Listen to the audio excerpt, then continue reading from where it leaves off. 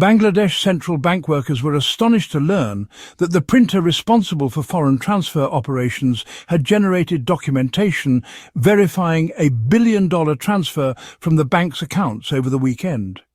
After breaching their systems, the world's most dangerous hacker squad broke into and dismantled the most complicated digital security measures. Employees had no idea they were facing the greatest digital theft ever.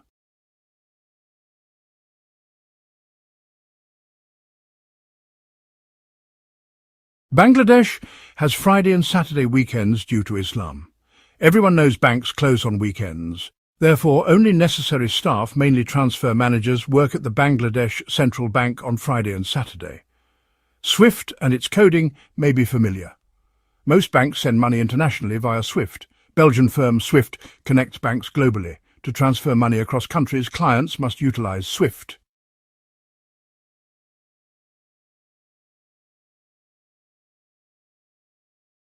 This bank wishes to send money to a client in another nation.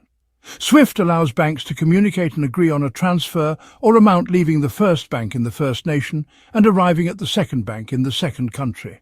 No money is passed between banks since it's digital. A dependable network like SWIFT is essential to manage these transactions correctly and without manipulation. SWIFT is secure. Thus, today's news isn't about a breach.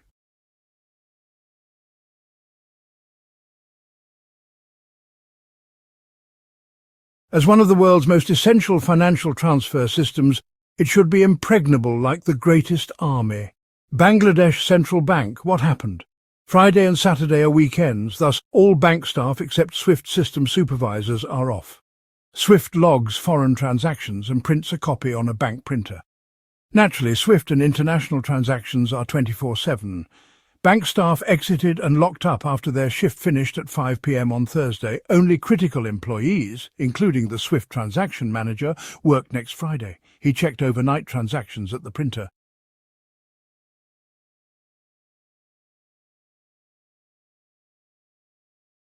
Even if transactions arrive at night, the morning printer should print them. The employee checked Thursday night's transactions at the printer on Friday morning, February 5th, 2016. But discovered no printed documents. Nothing printed. He was perplexed.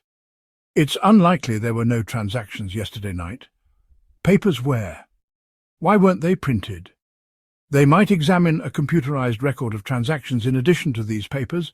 Since no suspicious transactions occurred yesterday night, this record was normal. The printer seems to be the issue. Failure of printer.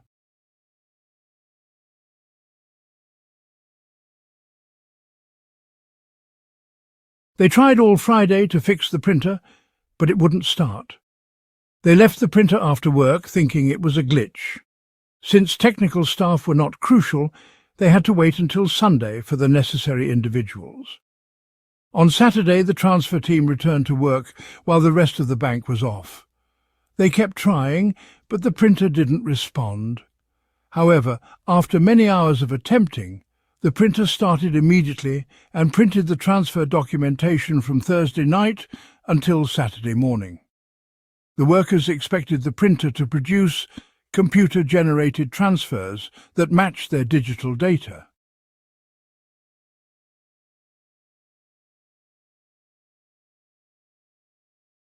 The astonishment was that 35 transfer transactions printed by the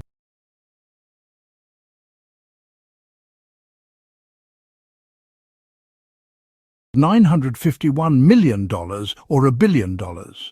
Where did these transfers come from, and why were they?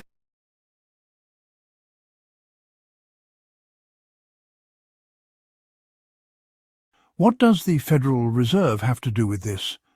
And what does the New York Bank of Bangladesh have to do with it? They have a Federal Reserve account.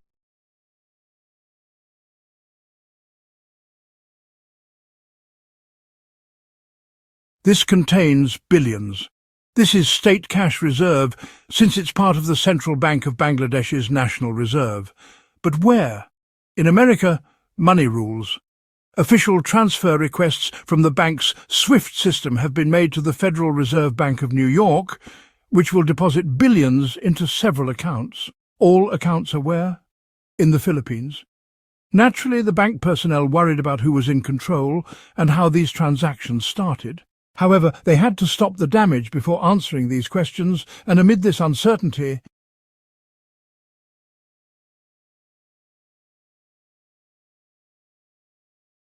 they quickly reviewed the transfer requests and determined that the Philippines had provided 4 transactions totaling $81 million. Still waiting? 31 transfer requests, majority of the billions. Their priority was to block the remaining money from leaving their Federal Reserve accounts. They immediately requested, but nobody responded. This would likely alter on Monday. The staff then contacted SWIFT, the transfer organization, who advised them to switch off their transfer system. Staff require the central bank director's approval for this.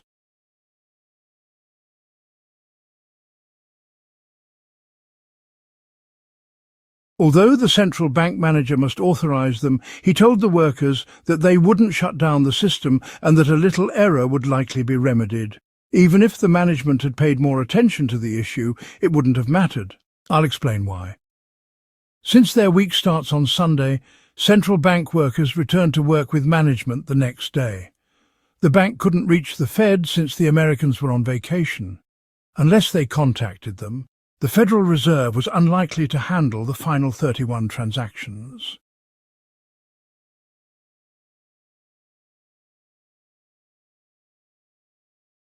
The $81 million in Philippine banks was more important. They didn't hear from the Philippine bank that processed these transactions on Saturday and Sunday, since it was on vacation. The bigger difficulty was that they'd be on holiday Monday, so they wouldn't return until Tuesday. One may question why Filipinos celebrate Chinese New Year. Strong cultural ties between the Philippines and China explain this. The Bangladesh Bank could not reach the Philippine Bank until Tuesday.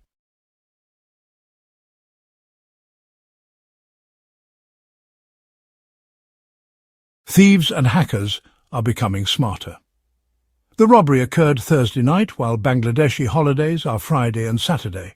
They steal from the US Reserve, which celebrates Saturday and Sunday, then transfer it to a Philippine bank on Monday. The offender's date choice was strategic and important. The goal was to disrupt financial communications for the long term. Banks give themselves the longest possible time to operate efficiently. Bangladesh bank officials had to utilize email when all their correspondence failed.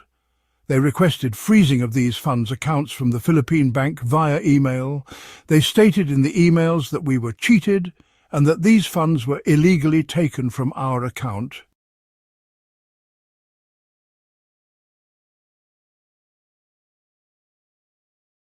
Central Bank of Bangladesh administration was helpless, time was running out, and they lacked disaster management experience. Bangladesh is one of the poorest nations, therefore losing $1 billion would be disastrous. Economic crises. Let's first explore how these hackers broke into the bank's transfer system before discussing the crime. The hackers targeted the Federal Reserve Bank, which houses a portion of numerous nations' US cash reserves. However, the Federal Reserve systems are so powerful that access is nearly impossible. SWIFT is secure too. As said, hackers struggle to penetrate this protected network.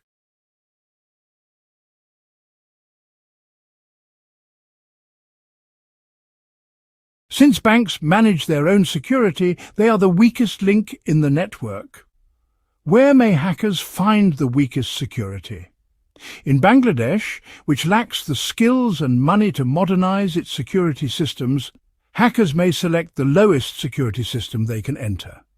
Does this mean the Central Bank of Bangladesh's security is easy to access? Of course not. This compromise took time. The hackers had been infiltrating the bank for almost a year before the operation. That year, they silently observed the bank and network. They examined the bank's systems from within until they understood them. The first step is social engineering or social hacking, which involves studying your target's social patterns.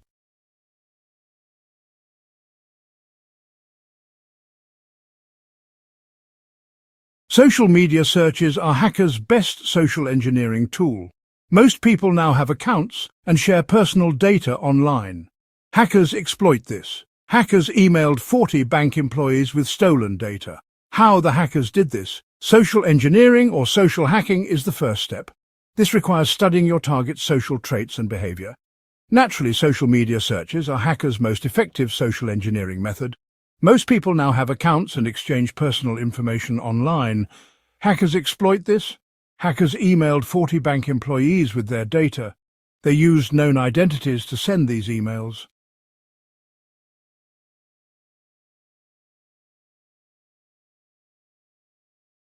Naturally, the hackers got the workers' identities via social media. The 40 workers received mostly employment inquiries via email. The email usually said, "Hello, name.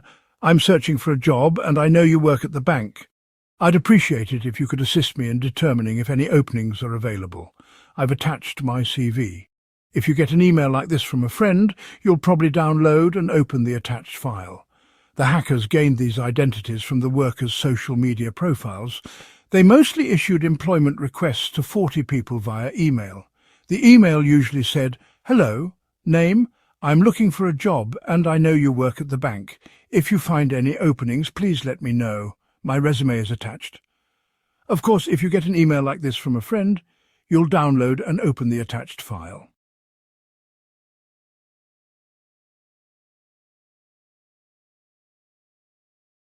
The hackers' materials were, well, they looked like a CV or resume or a PDF, but they had a hidden virus that installed itself on the computer when you opened them. These emails were sent to workers' work mailboxes, so anyone who downloaded and opened the attachment was likely doing so on their work computer. The CV file in front of them was typical, so the first breach was more human than technological. Now that the virus has infected the workers' computers, the technological breach comes into play. This malware can take screenshots or images of the screen, record every keystroke, and even allow hackers to remotely manipulate the machine.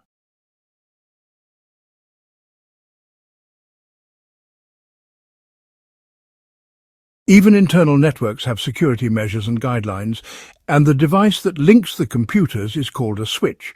It's where all the cables are hooked in. In sensitive organizations like banks, these switches have certain security criteria. Unfortunately, the switches at the Central Bank of Bangladesh did not meet any security criteria. They were just extremely outdated. They continued traveling from computer to computer until they reached the computer in charge of international transactions, which was linked to the SWIFT network. It was their ultimate objective. Of course, they were cautious to keep all of their movements secret, since if any employee detected or suspected their existence on the network, their operation would be finished.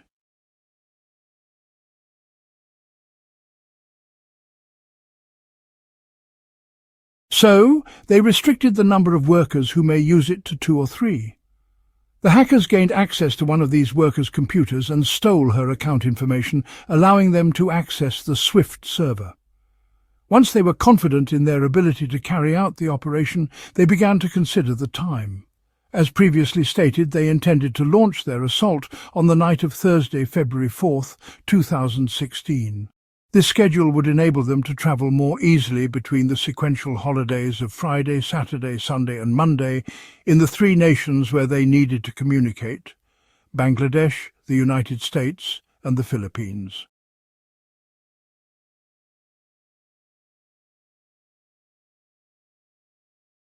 This time would offer them a 4-day opportunity to interrupt communication between the banks. After the workday finished in Bangladesh on Thursday, the staff left the bank at 5 p.m, and the burglars, or rather the hackers, entered the bank's computer remotely about 8:30 p.m. So, at the time, bank personnel weren't.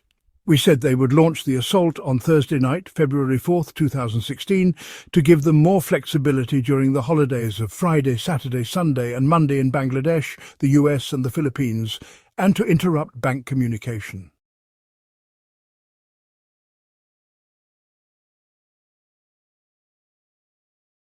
They used this computer to make transfer requests to the Federal Reserve via SWIFT. The American Federal Reserve is fully reliant on SWIFT, so if the request is accurate and well worded, they have no reason to reject it, even if the sum is large. The overall value of the 4 conducted transactions was $81 million, which is still a significant sum. With $81 million, this operation is one of the biggest bank heists in history. But the hackers were perplexed as to why the remaining 31 transfers were not completed.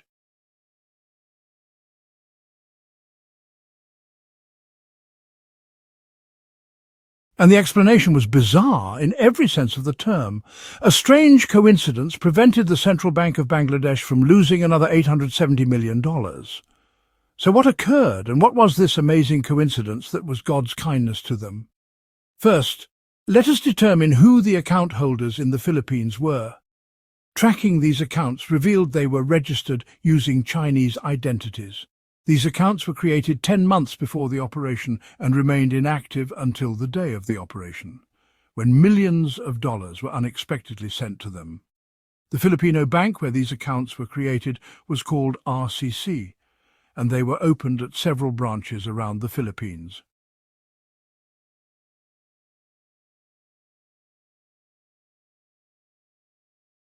One of these branches was situated on Jupiter Thoroughfare, which is a common thoroughfare in the Philippines. Remember the name Jupiter. Coincidentally, there was another corporation in another nation called Jupiter, which was a marine oil tanker company. However, this corporation dealt with Iran, which is under US sanctions. Any corporation that deals with Iran winds up on the US blacklist, including Jupiter. The funds under examination were routed to the bank branch in the Philippines on Jupiter Street. Of course, the transfers included the branch address. When the Federal Reserve Bank of the United States first encountered the term Jupiter, it reviewed these transactions, despite the fact that the street name had nothing to do with the blacklisted company.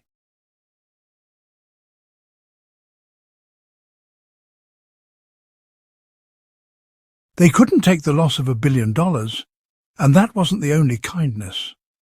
After 4 transfers were completed, the hackers waited 7.5 hours on the computer before logging out of SWIFT at 6 p.m. in New York. Most people thought the transfers would fail because the workday had ended. After reviewing these transactions from the Bangladesh Bank, and seeing that the street name Jupiter in the Philippines had nothing to do with the Jupiter company, they realized that halting these payments was just a technical mistake. They were supposed to let the payments go through routinely, but when they noticed the large sums in the transfers, they decided to seek further confirmation from the Bangladesh Bank.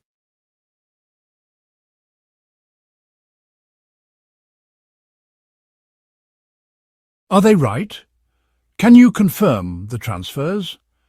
If the hackers were still on the computer and in the system, they could react via SWIFT and confirm the transfers to the Federal Reserve, which publishes all transactions as they occur. They deactivated the printer before submitting these transactions because it was linked to the network they had previously penetrated. They erased them, leaving only the daily transactions. The staff thought it was just a printing problem until Saturday, when they started the printer again, and it printed all of the accumulated transactions, including the 35 hacker transactions, which surprised them, since they were worth $1 billion and did not apologize.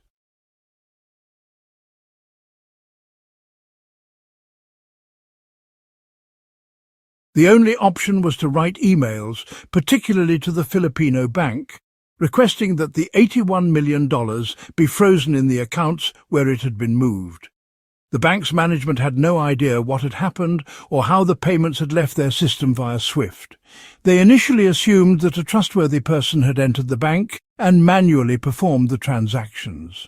They couldn't believe there was a breach because there were no signs of the hackers. This shows the hackers' skill in hiding their tracks. The criminals began moving as soon as the money arrived in the Philippines.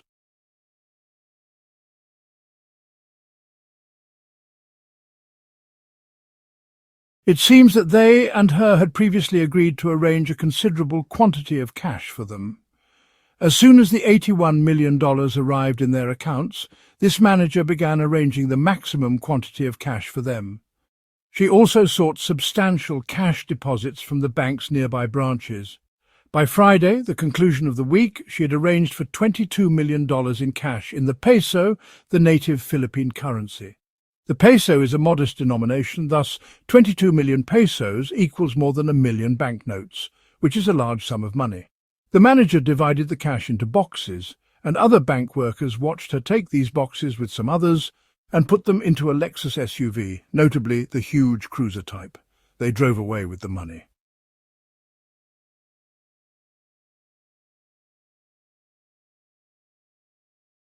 The burglars have now converted 22 million of the 81 million into cash, with the remaining 59 million still in the bank.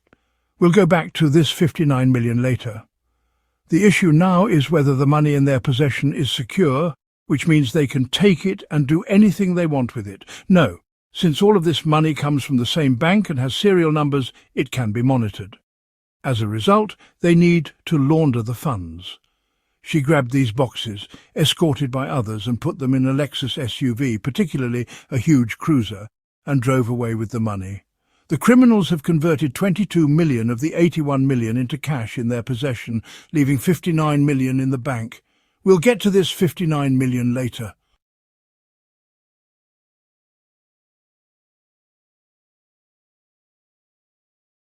They transform it into legal money that no one can track, which was another reason for picking the Philippines, since the country has casinos, or gambling halls if you will, endless gambling halls through which hundreds of millions of people walk every day.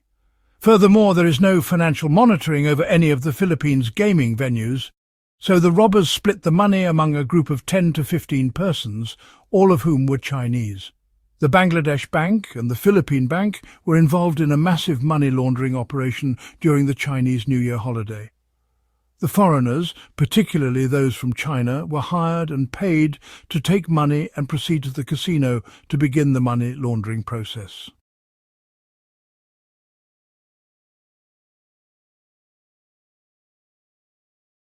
They exchanged their cash for the casino's currency, which they converted into chips, which they then returned to the casino and exchanged for cash.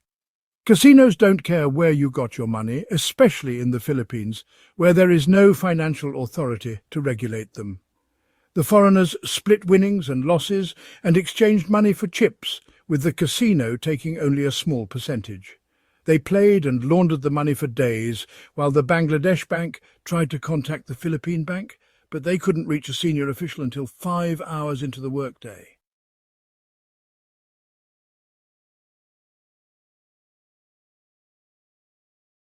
The Bangladeshi bank management didn't send someone to the Philippines to freeze the accounts immediately upon opening the bank, preventing the thieves from having 5 hours to withdraw the remaining $59 million. If they hadn't fully understood the situation, the money could have been stolen and breached. In summary, the $81 million were stolen, making it the largest digital theft in history. Several security agencies from Bangladesh, the US and the Philippines investigated the case. They had no idea who the hackers were, but they were unable to completely erase their traces.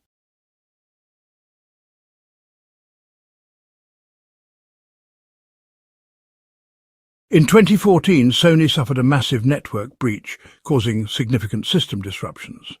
The hackers, known as Lazarus, were able to evade detection by examining the bank's computers and extracting traces of the virus and malicious programs installed. They found a strong resemblance between the malicious programs used in the bank's breach and those used in a previous Sony breach in 2014. The hackers weren't able to erase everything, so experts had to find traces of the virus and malicious programs installed by the hackers. They found a strong resemblance between the malicious programs used in the bank's breach and those used in Sony's 2014 breach, which disrupted networks.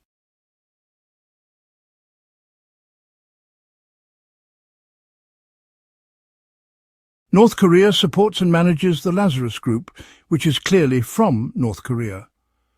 They may be employees working from morning to night in North Korea, or a mercenary team hired by the regime to work for them. assuming they obtained codes from the destructive programs they found on the Bangladesh Bank's computers, which were identical to the Sony hack. North Korea is North Korea's most supportive country, and their relationship is the best. They share a border. Many Western countries, including the US, consider the Lazarus Group to be the world's last group of hackers.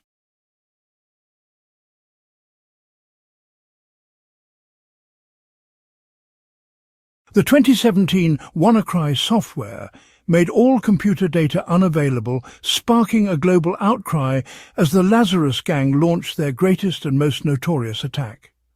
In summary, the Lazarus Group, a large organization, caused the massive network breach that disrupted networks. North Korea's support and global cybercrime have made the group the world's last hackers.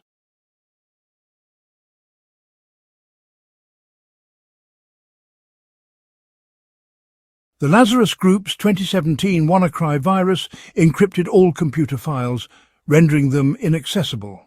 Users had 3 days to pay $300 in Bitcoin to recover their files, with a red screen stating that files had been encrypted.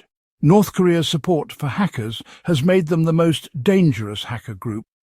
Only about 1 in 3 computers recovered their files after paying the ransom. At least 57% of those infected with this virus, whether individuals or businesses, paid the ransom.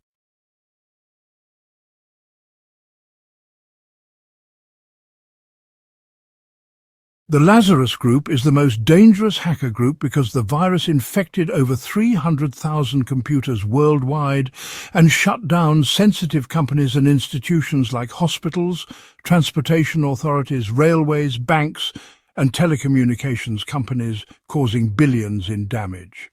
The governor of the Central Bank of Bangladesh and several directors and officials resigned after the 2017 bank heist, but the hackers, thieves and Chinese group were never found. In the Philippines, Maya de Guito, the branch manager who helped the thieves withdraw the money, was arrested and prosecuted for money laundering.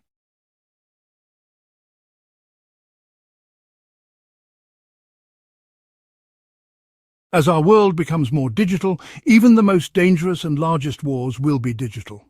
The digital world is advancing rapidly, and we can expect more wonders and oddities in the near future.